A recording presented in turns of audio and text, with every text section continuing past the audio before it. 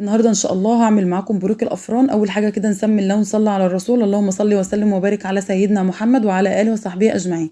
ندخل كده نشوف المقادير والطريقه. معايا كيلو من الدقيق، خدت عليه رشه من الملح، وخدت كيس من البيكنج باودر. هقلب كده المقادير الجافه مع بعض. بعد كده هاخد كوبايتين ونص من الميه الدافيه. الميه لازم تكون دافيه عشان تسرع معاك التخمير وفي نفس الوقت الخميره تتفاعل. فهاخد كده كوبايتين ونص من الميه، وهاخد عليهم معلقتين من السكر، وخدت معلقة كبيرة من الخميرة. هقلبها كده كويس.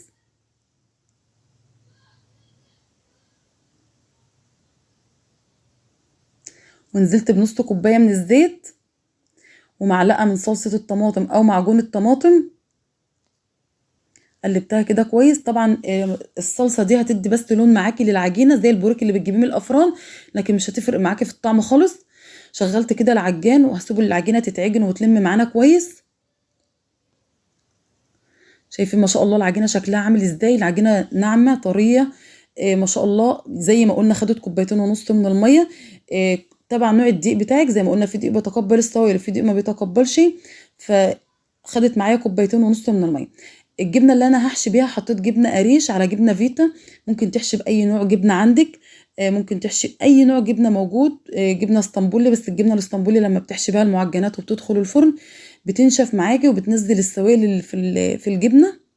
حطيت عليها كده معلقة من السماق، قلبتها كده كويس.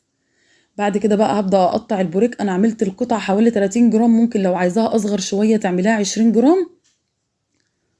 خلاص، بس الوزن ده بتاعها حلو والحجم بتاعها كمان بيكون نفس اللي انت بتجيبيه من الافران.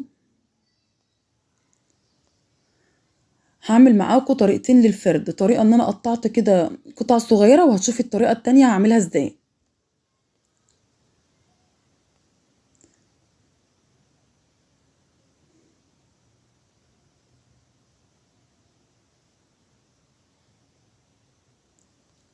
لو عجبتك الوصفة متنسيش تعملي لايك وشير وسبسكرايب وتفعلي الجرس علشان يوصلك كل الفيديوهات الجديدة.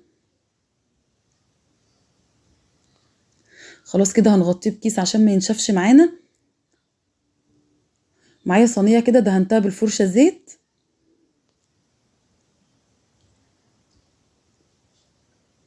هبدأ بقى افرده بالشكل ده كده. فردته كده، وبعد كده بحط الجبنة كده في النص وهقفله زي رول. لما بتقفليه زي رول كده بيدي معاكي توريقات في البوريك. وبعد كده اقفليه من تحت كويس. لازم تقفليه كويس علشان ما يطلعش الجبنة بتاعته اول ما يدخل الفرن. خلاص بالشكل ده كده. طبعا الطريقة بتاعته سهلة وبسيطة والمقادير موجودة في كل بيت. طبعا لو حابة تستبدلي المية اللي احنا حطيناها بحليب حطي حليب المتاح عندك، بس احنا قلنا ان احنا هنعمله بطريقة اقتصادية بطريقة الافران، فعشان كده حطينا مية. المية طبعا هتخلي اصلا العجينة خفيفة معاكي. شايفين الجبنة حطيتها في كيس كده وفتحت الكيس وبقيت انزل بالعجينة. الجبنة على العجينة كده اسهل من انك تشيلي الجبنة بالمعلقة. شايفين الكيس سهل ازاي وانت بتحطي الجبنة. خلاص نقفل كده كويس.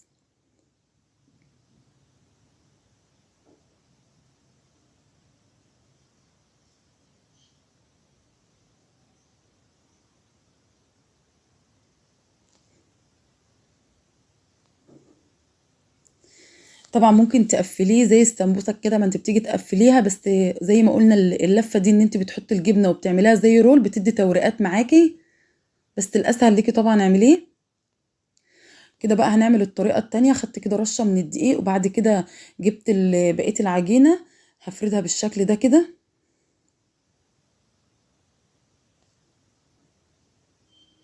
يبقى احنا كده عملنا طريقتين. الطريقه الاسهل ليكي اعمليها. خلاص شايفين ما شاء الله العجينه ناعمه وطريه وجميله جدا. ما تخليش بقى السمك بتاعها يكون تخين قوي. جبت كده القطاعه وهبدا اقطعها بالشكل ده كده. لو ما عندكيش قطاعه قطعي بكوبايه، قطعي ببول، اي حاجه عندك قطعي بيها. وزي ما قلنا الطريقه الاسهل اشتغلي بيها. خلاص كده العجينه اللي انا بشيلها دي بلمها تاني وبسيبها على محشي ده، على محشي البوريك ده كده. بلمها وبسيبها ترتاح، وبعد كده بفردها تاني بتفرد معاكي بكل سهوله.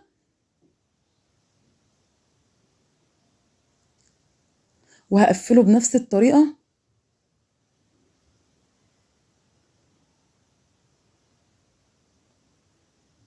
ممكن برضو تحطي على الجبنة كمون، الكمون يكون حصى في الحشوة، برضو هيدي معاكي ريحة وطعم حلو قوي، بس احنا حطينا سماق. لو عايزة تحطي بس الجبنة بدون اي حاجة هتحطيها.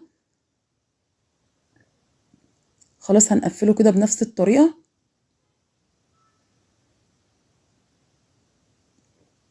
خلاص كده تمام. كده جبت معلقتين كده من اللبن، وهبدأ أدهن بيهم الوش بتاع البوريك. ممكن تدهني بنسكافيه وحليب، ممكن تدهني بصفار بيضة وتحطي عليها معلقة من الخل، بس أنا كده هدهن بحليب بس. ببل كده الفرشة وبدهن الوش بتاع البوريك. وبعد كده هحط عليه حبة البركة، زي ما بنجيبه من الأفران بتلاقي عليه حبة البركة، فهنحط عليه حبة البركة. بعد كده هدخله الفرن على درجة حرارة عالية. مجرد ما بياخد لون من تحت بشغل عليه الشواية.